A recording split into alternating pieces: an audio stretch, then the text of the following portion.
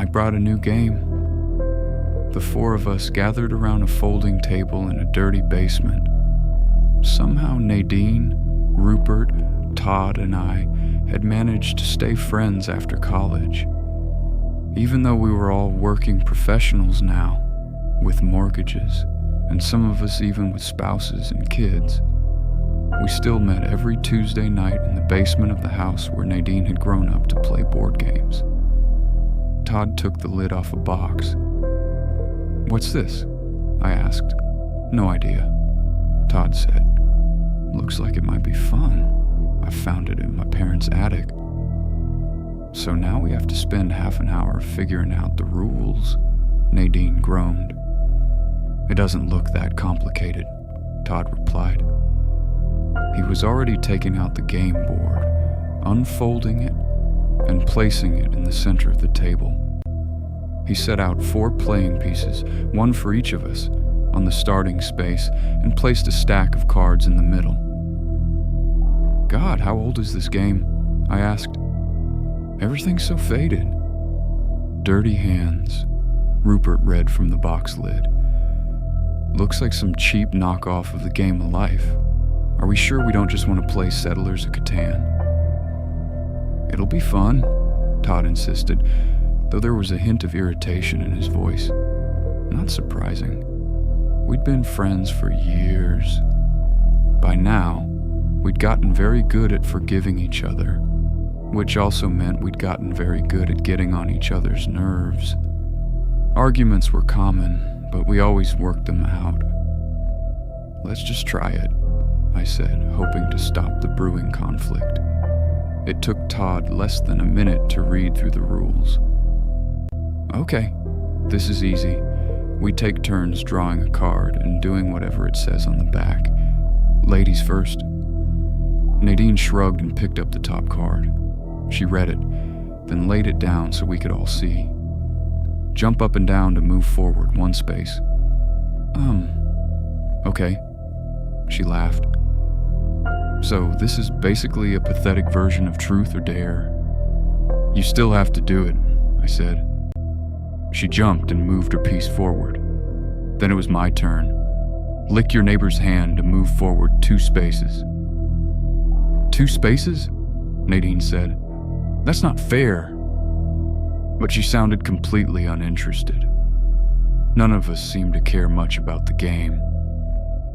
We were mostly playing so Todd wouldn't feel bad, though even he looked skeptical now. Still, I didn't mind humoring him. I dramatically leaned over and touched my tongue to Rupert's hand. "Disgusting," he laughed. I moved my piece past Nadine's. Next was Rupert. "Tell a secret to move forward 2 spaces. Draw another card." "Whoa," he said. "You're right. This really is Truth or Dare." "Quit stalling," Todd said.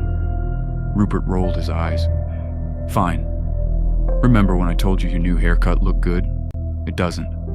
It's stupid." He flipped over the next card. "Tell a major secret to move forward 1 more space. Draw another card." "What the?"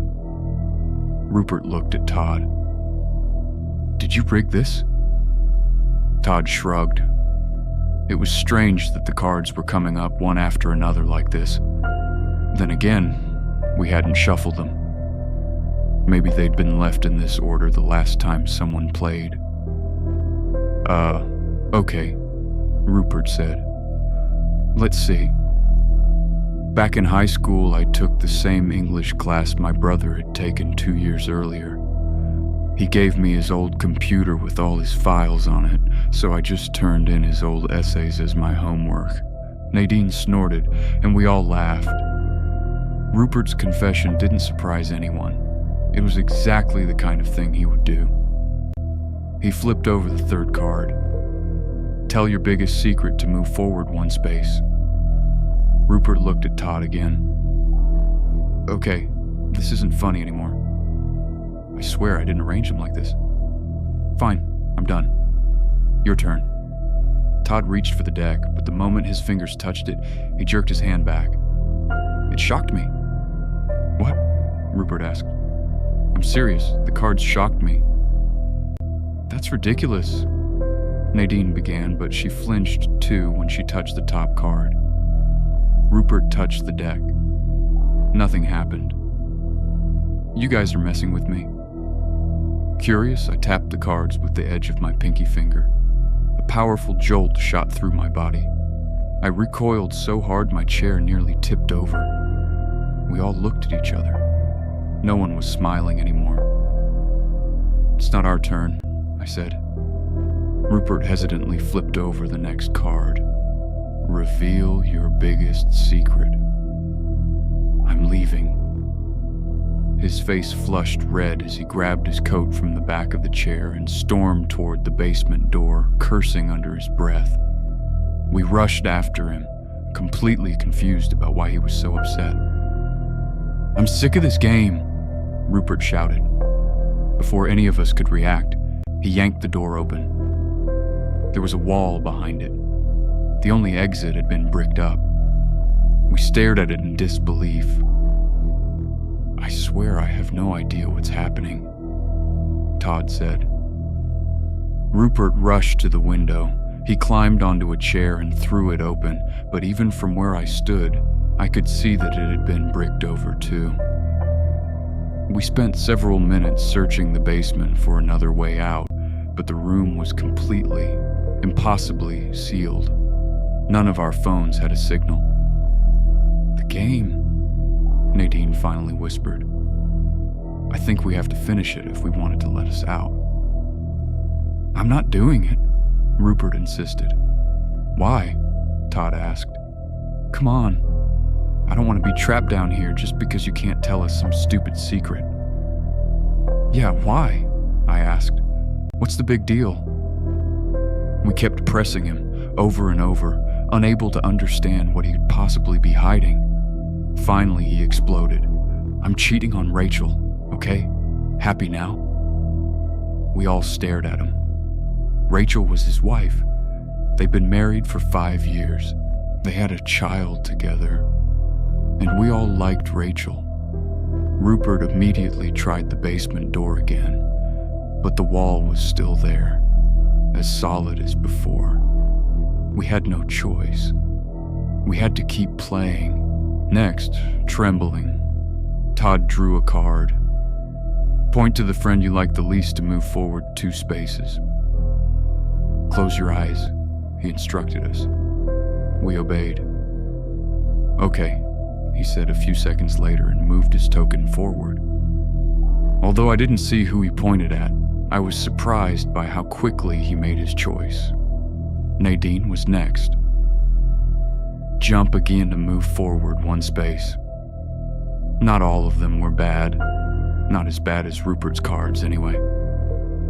We took turns doing whatever the game told us to do. From that point on, whenever one of us had to confess something unpleasant, the rest of us covered our ears. At one point, I had to strip completely naked, but everyone else kept their eyes closed until I got dressed again. Gradually, the challenges became worse. Every now and then there was still an easy one. For some reason, Nadine kept drawing cards that told her to jump, but overall the game became far less harmless. Cut 6 inches of hair to move forward 1 space.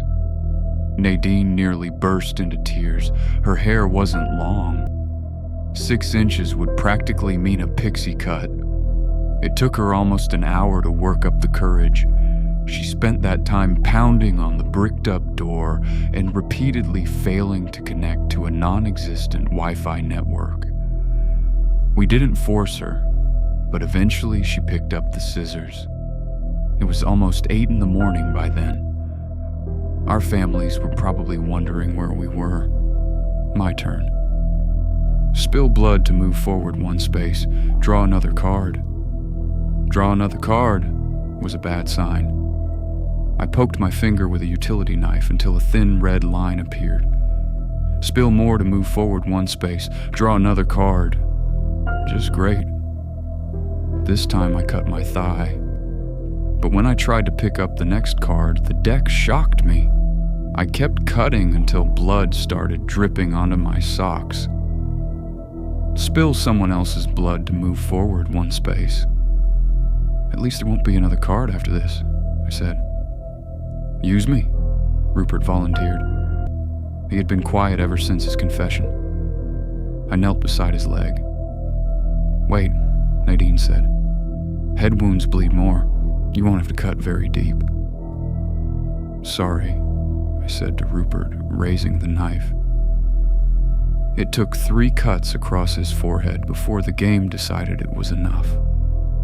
We were getting close to the finish line. My token was ahead of everyone else's, sitting on the very last space before the finish. Everyone else was only 1 or 2 spaces behind me. Rupert's turn. Text your wife that you want a divorce to move forward 1 space. But there's no signal. Rupert stopped abruptly when his phone beeped. We crowded around, trying to make calls and get help. Of course it didn't work. We'd already accepted that. Now we were playing by the game's rules. The only thing Rupert's phone was good for was sending 1 message to 1 person. Rupert hit send, and the signal bars disappeared. He was crying, but at least his piece was now next to mine on the final space before the finish. Todd's turn. Break your arm to move forward 1 space. That challenge took him nearly half an hour. We considered helping him, but what if it didn't count? What if he had to do it himself, and then he'd end up having to break the other arm too? Todd slammed himself against the wall in the doorway until he finally screamed in pain. To his credit, he never cried. Break someone else's arm to move forward 1 space. Do mine, I said. Rupert's already cut to pieces. What about me? Nadine asked. Is it because I'm a girl? How about we save the gender equality discussion for another time, okay? I looked away as Todd, still shaking with pain, brought the hammer down on the back of my hand. As it turned out, I was the one who cried. I can't do this, Nadine said. Her trembling hand hovered over the deck. We're almost done, Rupert said. You can reach the finish right now, and Todd and Josh need a hospital. We can't wait any longer. Please, just draw a card. I knew he was thinking about Rachel. She had to be awake by now and had probably read the message. Rupert was hoping he'd get the chance to explain that it wasn't true. Nadine flipped over a card. Point at someone to move forward 2 spaces. That was it. No cutting off a limb, no biting off a tongue. Just point at someone. It was too easy. 2 spaces meant Nadine would win. It would all be over. But something felt wrong. I was just about to say so when she shrugged and pointed at Rupert. His head exploded.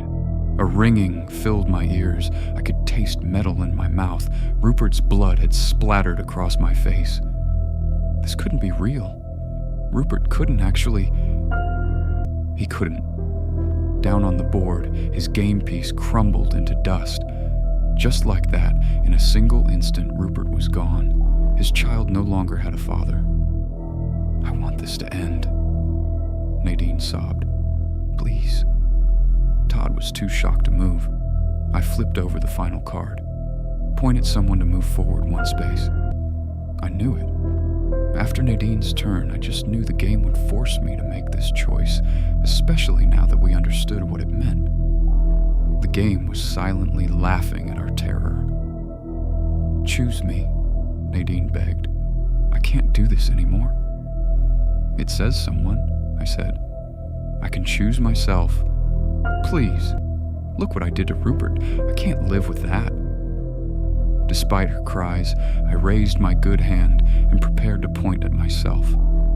This would end everything. I took one last look at my old friends, at Nadine, crying but selfless as always, and at Todd, pale and racked with guilt. This is my fault, he whispered.